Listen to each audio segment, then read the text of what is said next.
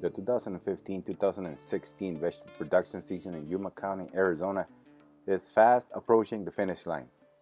Last year at this time, pest control advisors were probably delighted to see the end of the vegetable growing season. Why? Downy mildew then was a widespread and persistent disease problem on susceptible crops, even in areas that did not receive appreciable rainfall and normally do not have high downy mildew pressure. However, this growing season, in spite of predictions of higher than normal wetness due to El Nino, the overall incidence and severity of downy mildew so far is much lower than last season. A look at what environmental factor drives downy mildew development can help explain the difference in disease intensity observed between the 2 years.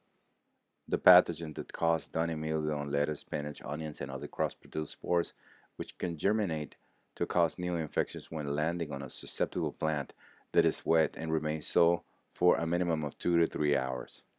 Plant wetness during the evening and following morning is the critical environmental factor affecting both spore production and germination after dissemination on healthy plant tissue.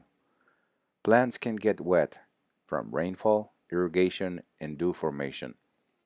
The downy mildew pathogens do not care how the plants get wet. However, if the pathogen is present and susceptible plants are wet during the time period indicated earlier, then downy mildew will develop.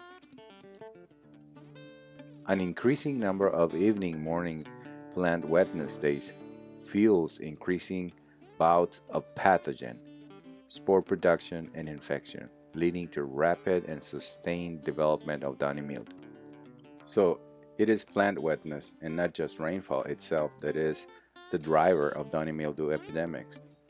This fact is demonstrated when examining rainfall and leaf wetness events for this year compared to last year.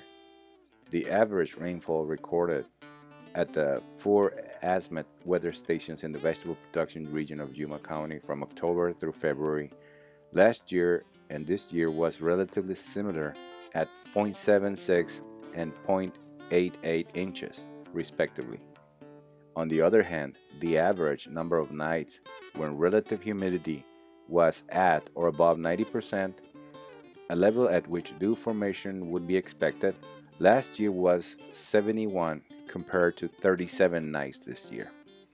The higher incidence and severity of downy mildew last year compared to this year correlates well with the number of recorded high humidity nights, but not with average rainfall.